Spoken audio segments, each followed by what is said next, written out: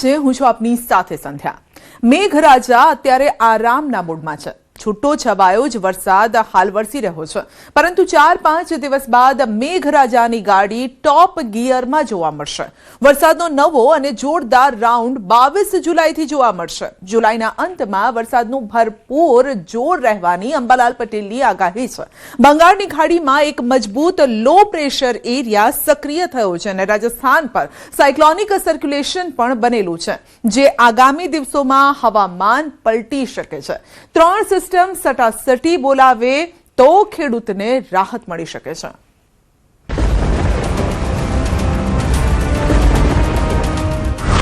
મેઘાનો વિરામ પૂરો, હવે તૂટી પડવા તૈયાર।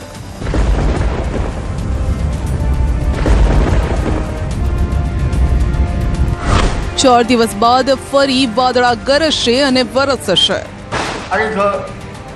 21ની આસપાસથી બંગાળના ઉપસાગરનું વહનના કારણે, અરબ સાગરના વહનને કારણે આપણે પશ્ચિમ વિક્ષોભ એક પછી આવે જ કરશે, જેના કારણે 21 થી 25માં રાજ્યના ભાગોમાં વરસાદ થવાની શક્યતા રહેશે।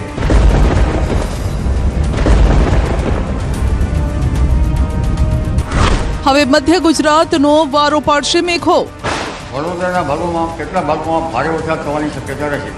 આ ઉપરાંત અમદાવાદના ભાગોમાં પણ ભારે વરસાદ થવાની શક્યતા રહેશે। ગાંધીનગરના ભાગોમાં પણ ભારે વરસાદની ઝાપટા પડી શકે। હાલ ભલે મેઘરાજા વરસવાના મૂડમાં ન હોય અને આરામ ફરમાવી રહ્યા હોય, પરંતુ વરસાદનો નવો રાઉન્ડ ધમધોકાર રહેવાની સંભાવના છે। તારીખ 21 જુલાઈથી એક સિસ્ટમ બની રહી છે, જે રાજ્યમાં ભારે વરસાદ લાવશે અને આ વખતે વારો છે મધ્ય ગુજરાતનો। પણ સવાલ એ છે કે આ કઈ સિસ્ટમ છે જેના કારણે રાજ્યમાં ભારે વરસાદ પડશે તે જાણી લઈએ। અંબાલાલના મતે બંગાળના ઉપસાગરમાં વહનના કારણે એક પછી એક આવતા પશ્ચિમી વિક્ષેપના કારણે 21 જુલાઈથી રાજ્યમાં વરસાદનું જોર વધશે। આ વરસાદ છૂટો છવાયો નહીં હોય, પરંતુ મધ્ય ગુજરાત, ઉત્તર ગુજરાત અને કચ્છના કેટલાય ભાગોમાં ભૂક્કા બોલાવશે। મહીસાગરના ભાગો, વડોદરાના ભાગોમાં કેટલાક ભાગોમાં ભારે વરસાદ થવાની શક્યતા રહેશે। આ ઉપરાંત અમદાવાદના ભાગોમાં પણ ભારે વરસાદ થવાની શક્યતા રહેશે। ગાંધીનગરના ભાગોમાં પણ ભારે વરસાદની ઝાપટા પડી શકે। મહેસાણાના ભાગોમાં પણ સારો વરસાદ થવાની શક્યતા રહે। આ ઉપરાંત પાટણના ભાગોમાં વરસાદ થવાની શક્યતા રહે। આ ઉપરાંત સાબરકાંઠા અને અરવલ્લીના ભાગોમાં પણ વરસાદની ઝાપટા પડવાની શક્યતા રહે। વીજળી ચમકશે તો વાદળો વરસશે। વરસાદી સિઝનમાં વાદળનું ગરજવું અને વીજળીનું ચમકવું એક સામાન્ય પ્રક્રિયા છે, પણ આગાહીકારો વીજળીના ચમકારા પરથી વરસાદનું અનુમાન લગાવતા હોય છે। અંબાલાલનું માનીએ તો વીજળી જ મેઘાને માર્ગ બતાવે છે।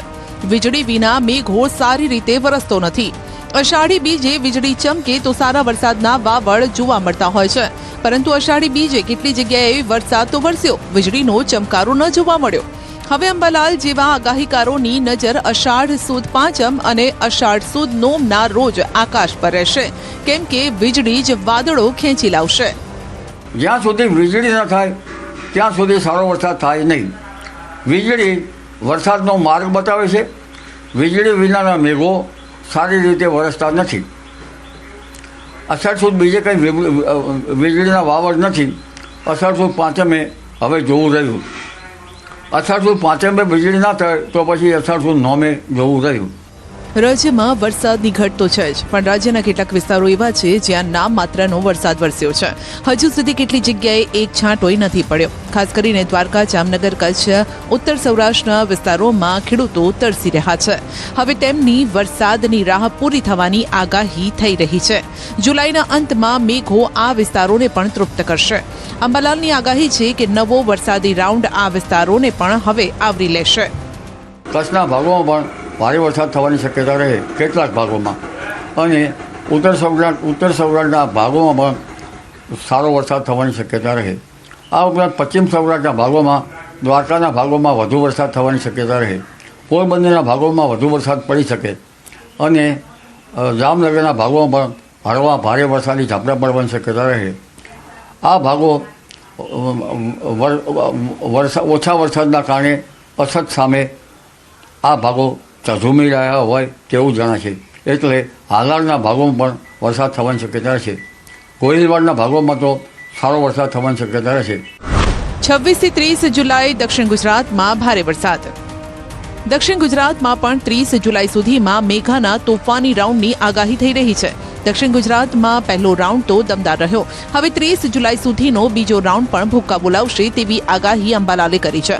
અંબાલાલે ખેડૂતોને 20 જુલાઈ પછીના વરસાદમાં વાવણી કરવાની સલાહ આપી છે, કેમ કે આ પાણી ખેતી માટે સારું ગણાય છે. 30 જુલાઈ સુધીમાં દક્ષિણ ગુજરાતના ભાગોમાં ભારેથી અતિભારે વરસાદ થવાની શક્યતા રહે. મુંબઈથી ઉપરના ભાગોમાં ભારેથી અતિભારે વરસાદ થવાની શક્યતા રહે. એટલે આગામી તારીખ 21 થી 30 જુલાઈમાં વરસાદી વહન આવી રહ્યું છે. કદાચ વચ્ચે કંઈક વરસાદી વહન ઘટી શકે, પરંતુ આ વરસાદી વહન જમરું હોય એવું દેખાશે. તારીખ 20મી જુલાઈનું વરસાદી પાણી સારું ગણાય છે, એટલે આ વરસાદ ખેડૂત ભાઈઓ માટે સારો રહેશે. ઓગસ્ટમાં પડશે અણધાર્યો વરસાદ. જૂન અને જુલાઈમાં મેઘરાજા અણધાર્યા જ વરસ્યા છે. ઓગસ્ટમાં પણ મેઘરાજાનો આ જ મિજાજ જોવા મળશે. ઓગસ્ટમાં પણ મેઘરાજા સરપ્રાઇઝ આપી શકે છે. ઓગસ્ટ મહિનામાં 9 ઓગસ્ટથી વરસાદની અંબાલાલે આગાહી કરી છે. જો કે આશ્લેષા નક્ષત્રમાં વરસાદની સંભાવના છે. જો શરૂઆતમાં વરસાદ વરસ્યો તો 17 ઓગસ્ટ સુધી ભારે વરસાદી ઝાપટા પડવાની પણ સંભાવના છે. ઓગસ્ટની શરૂઆતમાં અણધાર્યો વરસાદ થવાની શક્યતા રહે છે, પરંતુ આશ્લેષા નક્ષત્રમાં જો ચગી તો ચગી અને ફગી તો ફગી, એટલે 3 ઓગસ્ટથી જો વરસાદ શરૂ થઈ જાય અને 17 ઓગસ્ટ પહેલાં ભારે વરસાદની ઝાપટા પડે. જોકે અમે 9 ઓગસ્ટ પછી વરસાદની શક્યતા તો છે જ, એટલે આશ્લેષામાં જો એક વખત ભારે વરસાદ થવાની શક્યતા રહે છે તો પછી 17 ઓગસ્ટ સુધીમાં ભારે વરસાદની ઝાપટા પડવાની શક્યતા રહે. 17મી ઓગસ્ટ પછીનું મઘા નક્ષત્રનું પાણી કૃષિ પાકો માટે સારું ગણાતું હોય છે. ઓગસ્ટ માસમાં સારો વરસાદ થવાની શક્યતા રહે છે. આ તરફ ડાંગ, નવસારી, સેલવાસ, અમરેલી, સુરતમાં અને ભાવનગરમાં વરસાદ વરસ્યો. સારા વરસાદ પહેલા રાજ્યમાં સામાન્ય વરસાદી ઝાપટા શરૂ થયા છે. 2 દિવસથી રાજ્યના વિવિધ ભાગોમાં વરસાદી ઝાપટાનો રાઉન્ડ ચાલુ છે. અષાઢી બીજે પણ રાજ્યના કેટલાક ભાગોમાં વરસાદી ઝાપટા પડ્યા, ત્યારે આજે પણ સૌરાષ્ટ્રથી લઈ દક્ષિણ ગુજરાતના કેટલાક વિસ્તારોમાં છૂટોછવાયો વરસાદ પડ્યો. સુરતમાં અઠવાડિયાના વિરામ બાદ મેઘરાજાએ પધરામણી કરી. જે વરસાદ થોડા દિવસો પહેલા સુરતી લાલાઓને આફત રૂપ લાગતો હતો, તે વરસાદ હવે રાહત રૂપ લાગી રહ્યો છે. બફારા વચ્ચે વરસાદના કારણે વાતાવરણમાં ઠંડક પ્રસરી. વરસાદી વિરામ લેતા ખેડૂતો પણ ચિંતામાં છે. હવે ખેડૂતોની ચિંતા પણ વરસાદના કારણે હળવી થઈ છે. સુરત સહિત દક્ષિણ ગુજરાતમાં વરસાદનો પ્રથમ રાઉન્ડ પૂર્ણ થયા બાદ 5 દિવસના વિરામ બાદ ફરી એક વખત ધીમી ગતિએ શરૂ થયેલા વરસાદે પોતાની ગતિ વધારી રહી છે. દ્રશ્ય સીધા જોઈ શકાય છે કે સુરત સહિત દક્ષિણ ગુજરાતમાં જે રીતે હવામાન વિભાગની આગાહી છે, આગાહી વચ્ચે વરસાદ શરૂ થયો છે. ઝરમર શરૂ થયેલા વરસાદે ધીરે ધીરે પોતાની ગતિ વધારી છે. ગાજવીજ અને કાળા ડિબાંગ વાદળો વચ્ચે વરસાદ વરસી રહ્યો છે, ત્યારે કહી શકાય કે ગરમીથી ત્રાહિમામ પોકારી ચૂકેલા લોકોને ચોક્કસપણે વરસાદ શરૂ થતાં ઠંડક મળી છે. ત્યારે વરસાદના બીજા રાઉન્ડ માટે ખેડૂત ધરતીપુત્રો જે રાહ જોઈ રહ્યા હતા તેની આતુરતાનો અંત આવ્યો છે. પણ કહી શકાય કે હવામાન વિભાગની આગાહી છે કે બીજો રાઉન્ડ પણ સુરત સહિત દક્ષિણ ગુજરાતમાં ભારેથી અતિભારે વરસાદ થવાની છે, જેને લઈને સુરતના તાપી નદી કિનારે રહેતા હોય, ખાડી કિનારે રહેતા હોય અને ખાસ કરીને ફરી જો ભારે વરસાદ થાય તો સુરતમાં પૂર જેવી સ્થિતિ આવે, જેને લઈને સ્થાનિક લોકો સાથે તંત્રની ચિંતા પણ વધી છે. ડાંગમાં 2 દિવસથી છૂટોછવાયો વરસાદ. આજે પણ વહેલી સવારથી વાતાવરણ વાદળછાયું છે. જિલ્લાના આહવા, વઘઈ, સુબીર, સાપુતારામાં ધીમી ધારે વરસાદનું આગમન થયું. ડાંગમાં ચોમાસામાં પ્રકૃતિ સોળેકળાએ ખીલી ઉઠતી હોય છે, પરંતુ ડાંગમાં મેઘો હજુ એવો મહેરબાન નથી થયો કે ડાંગમાં વિવિધ ધોધ ખીલી ઉઠે. આ વરસાદથી જો કે ધરતીપુત્રોમાં ખુશીનો માહોલ છે. નવસારીમાં પણ અઠવાડિયાના વિરામ બાદ મેઘરાજાએ દર્શન દીધા. શહેર અને જિલ્લામાં કેટલી જગ્યાએ સારું એવું વરસાદી ઝાપટું પડ્યું. શહેરમાં ડેપો, સ્ટેશન રોડ, આશાપુરી, મંદિર વિસ્તારમાં વરસાદી ઝાપટા પડ્યા. ફરી મેઘરાજાએ દર્શન દેતા ખેડૂતોના હૈયે ટાઢક વળી છે. સામાન્ય લોકોને પણ બફારાથી રાહત મળી. રાજ્યના પાડોશમાં આવેલા સંઘપ્રદેશ દાદરાનગર હવેલીમાં પણ વરસાદી માહોલ જામ્યો. સવારથી સેલવાસના અનેક વિસ્તારમાં ધોધમાર વરસાદ વરસ્યો. સેલવાસના છેવાડે આવેલા ટોક્કરખાડા વિસ્તારમાં ભારે વરસાદના કારણે રસ્તા પર પાણી ભરાઈ ગયા અને આથી વહેલી સવારે રાહદારીઓ અને વાહન ચાલકો પરેશાનીમાં મુકાયા. અમરેલીમાં પણ બીજા દિવસે મેઘમહેર. બગસરાના ગ્રામ્ય વિસ્તારમાં પણ વરસાદ વરસ્યો હતો. સતત બીજા દિવસે વરસાદ વરસતા બગસરા, મુંજિયાસર, માણિકવાડા સહિતના ગામોમાં વરસાદના કારણે ખેડૂતોને રાહત થઈ છે. ભાવનગર જિલ્લાના વાતાવરણમાં પણ આવ્યો પલટો. શહેર ઉપરાંત ગ્રામ્ય વિસ્તારોમાં ધીમી ધારે વરસાદ શરૂ થયો. શહેરના કાળિયા બીડ, ઘોઘા સર્કલ, મુખ્ય બજાર, એરપોર્ટ રોડ સહિતના વિસ્તારોમાં વરસાદી ઝાપટા પડ્યા. છેલ્લા 24 કલાકમાં 112 તાલુકામાં વરસાદ છે અને સૌથી વધુ રાજકોટના પડધરીમાં 2.24 ઇંચ વરસાદ થયો. આજે 14 તાલુકામાં સામાન્ય વરસાદ નોંધાયો. ગુજરાતમાં ચોમાસાની વચ્ચે ગરમી, અસહ્ય ઉકળાટનો પ્રકોપ પણ યથાવત છે. બંગાળની ખાડીમાં મજબૂત લો પ્રેશર એરિયા સક્રિય થવા છતાં ગુરુવારે રાજ્યના મોટાભાગના વિસ્તારોમાં મહત્તમ તાપમાન સામાન્ય કરતાં ઊંચું નોંધાયું. જો કે આગામી 7 દિવસ હવામાન વિભાગે સામાન્યથી મધ્યમ વરસાદની સંભાવના વ્યક્ત કરી છે. Cyclonic circulation, western disturbance, monsoon trough સક્રિય થતાં વરસાદની સંભાવના વ્યક્ત કરાઈ છે. આ સિસ્ટમના કારણે અમદાવાદમાં પણ છૂટો છવાયો વરસાદ પડવાની સંભાવના છે. આગામી અઠવાડિયામાં રાજ્યમાં ભારે વરસાદની કોઈ ચેતવણી નથી, પરંતુ હળવાથી મધ્યમ વરસાદી ઝાપટા चालू રહેશે. आने वाले 7 दिनों के लिए हम रेनफॉल की बात करेंगे तो उसमें गुजरात स्टेट के सारे डिस्ट्रिक्ट कवर हैं, जिसमें लाइट टू मॉडरेट रेन का पूर्वानुमान है. और हम अहमदाबाद के लिए बात करेंगे तो अहमदाबाद के लिए भी आने वाले 7 दिनों के लिए आइसोलेटेड प्लेसेस पे लाइट टू मॉडरेट रेन का पूर्वानुमान है. રાજ્યમાં 31% વરસાદની ઘટ. ચોમાસાની સિઝનમાં 1 જૂનથી લઈને આજ સુધીના કુલ વરસાદના આંકડા જોઈએ તો સમગ્ર રાજ્યમાં અત્યાર સુધીમાં 170 મિલીમીટર વાસ્તવિક વરસાદ નોંધાયો છે. સામાન્ય રીતે આ સમયગાળા દરમિયાન 245 mm વરસાદ થવો જોઈતો હતો. આ હિસાબે સમગ્ર રાજ્યમાં સામાન્ય કરતાં 31% જેટલો ઓછો વરસાદ નોંધાયો.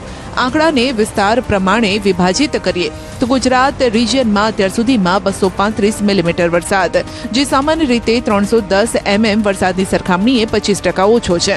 તે જ રીતે સૌરાષ્ટ્ર અને કચ્છમાં અત્યાર સુધીમાં 122 mm વાસ્તવિક વરસાદ થયો છે, જ્યારે કે સામાન્ય રીતે 195 mm વરસાદની જરૂરિયાત હોય છે, જેથી આ વિસ્તારમાં સામાન્ય કરતાં 38% જેટલો ઓછો વરસાદ નોંધાયો છે. ओवरऑल रेनफॉल की बात करेंगे, जिसमें 1 जून से लेकर आज तक जो मानसून सीजन में रेनफॉल हुई है, Gujarat as a whole state वो 170 मिलीमीटर रेनफॉल एक्चुअल रेनफॉल हुआ है और नॉर्मल के हिसाब से 245 मिलीमीटर होना चाहिए. ચોમાસાના કેમ જોવા મળ્યા અલગ અલગ રૂપ. માત્ર 2 મહિના જૂન અને જુલાઈમાં દેશમાં ચોમાસાના અલગ અલગ રૂપ જોવા મળ્યા છે. દેશના અલગ અલગ ભાગોમાં જૂન મહિનામાં આગ વરસાવતો તાપ, લૂ અને 40% ઓછો વરસાદ જેવી સ્થિતિ, જ્યારે કે જુલાઈ મહિનામાં દેશના કેટલાય ભાગોમાં ભારે વરસાદ, ભૂસ્ખલન, પૂર જેવી ઘટનાઓ ઘટી. હવામાન જાણકારોનું માનીએ તો ક્લાઇમેટ ચેન્જની અસર હવામાન પર જોવા મળી રહી છે. પહેલા હળવો વરસાદ 3 થી 4 દિવસ જોવા મળતો હતો, પરંતુ ક્લાઇમેટ ચેન્જ અને ગ્લોબલ વોર્મિંગના કારણે મોસમનો મિજાજ હવે વધુ ઉતાર ચઢાવ વાળો જોવા મળી રહ્યો છે. Continuous rainfall, light to moderate rainfall for 3 to 4 days altogether in 80s and 90s. As we steps into 21st century, the change was more visible due to climate change and global warming. And particularly this year, if we see the monsoon rain in the month of June, so June was erratic or very, you can say, almost dry weather conditions prevailed throughout the June, leading to significant deficit of 40% across the country, which is one of the driest June. હવામાન નિષ્ણાતોનું કહેવું છે કે મોસમમાં આવેલા પરિવર્તનમાં ભલે સ્થાનિક પરિબળોની પણ ભૂમિકા રહી હોય, પરંતુ આ ફેરફારનું મુખ્ય કારણ અલ નીનો છે. અલ નીનોના કારણે દરિયાના તાપમાનમાં સામાન્ય રીતે વધારો થયો. The clear driver of this, the weather anomaly, is that what they call now, what we all now understand, is the strengthening of the El Nino phenomenon. And so the primary factor of this, behind this change is the rapidly strengthening of the El Nino in the equatorial Pacific Ocean. And and in addition to the global warming trends combined together to impact the weather system. લાંબા સમય સુધી વરસાદની અછત અને પછી ધમધોકાર વરસાદ. હવામાનમાં આ બદલાવ ભારતના હવામાન પર ગ્લોબલ વોર્મિંગની વધતી અસર તરફ સચેત કરે છે. હવે બદલાતા મોસમ અનુરૂપ અનુકૂલન સાધવું જરૂરી થઈ ગયું છે.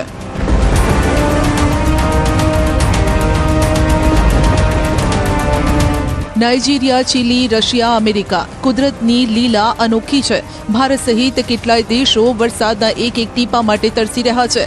મેઘરાજાને વરસવા માટે આજીજી કરી રહ્યા છે. બીજી તરફ દુનિયાના કેટલાય દેશો પૂરનો સામનો કરી રહ્યા છે. આ દેશોને પાણીએ દર્દ આપ્યું છે. પશ્ચિમ આફ્રિકાનો દેશ નાઇજીરિયા પાણીનો પ્રચંડ પ્રહાર સહન કરી રહ્યો છે. અનેક વિસ્તારો જળબંબાકાર છે. શહેર વચ્ચે નદી છે કે નદી વચ્ચે શહેર સમજાતું નથી. લાગોસ સહિતના અનેક શહેરોમાં રસ્તાઓ અને રહેણાંક વિસ્તારો જળબંબાકાર થયા છે.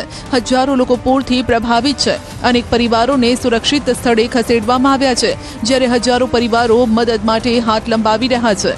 નાઇજીરિયામાં યુદ્ધના ધોરણે સરકારે રાહત અને બચાવ કામગીરી ચાલુ કરી છે, પરંતુ હવામાન વિભાગ દ્વારા દેશના કેટલાય વિસ્તારોમાં આગામી દિવસોમાં ભારે વરસાદની સંભાવનાના કારણે પૂરનું જોખમ છે. દક્ષિણ અમેરિકાના દેશ ચીલીમાં પણ કુદરતના કહેરના દ્રશ્યો જોઈ લો. દરિયો તોફાની બન્યો છે. અનેક જગ્યાએ વૃક્ષો ધરાશાયી થયા છે. ભારે વરસાદના કારણે નદીઓ ગાંડીતુર બની છે. ભૂસ્ખલનની ઘટનાઓના કારણે કેટલાય રસ્તાઓ બંધ થઈ ગયા. સરકારે પૂરગ્રસ્ત 10 વિસ્તારોમાં ઇમરજન્સી જાહેર કરી. રશિયામાં પણ પાણીની વિનાશલીલાના દ્રશ્યો જોઈ લો. ફ્લેટના પાર્કિંગમાં અનેક કારસે જળ સમાધિ લઈ લીધી. ભારે વરસાદના કારણે રશિયાના ઉરલ પ્રદેશમાં સ્થિતિ વિકટ છે. અનેક ઘરો પાણીમાં ગરકાવ થઈ ગયા છે. સરકારે લોકોને મદદ પહોંચાડવા માટે યુદ્ધના ધોરણે રાહત અને બચાવ કામગીરી શરૂ કરી છે. સુપર પાવરને પણ કુદરતે ન છોડ્યો. મુશળધાર વરસાદ બાદ આફતના પાણી ટેક્સાસમાં ફરી વળ્યા. ચારે બાજુ બસ પાણીનું સામ્રાજ્ય. વાહનો ડૂબી ગયા છે. નદીઓ ભયજનક સપાટીએ વહી રહી છે, જેના કારણે અનેક રસ્તા અને પુલ પર અવરજવર બંધ કરવામાં આવી. અત્યાર સુધીમાં ટેક્સાસમાં 200થી વધુ લોકોને પૂરના પાણી વચ્ચે રેસ્ક્યુ કરાયા છે. વહીવટીતંત્રએ લોકોને બિનજરૂરી ઘરની બહાર ન નીકળવાની સલાહ આપી, કેમ કે હજુ પણ ભારે વરસાદની આગાહી છે.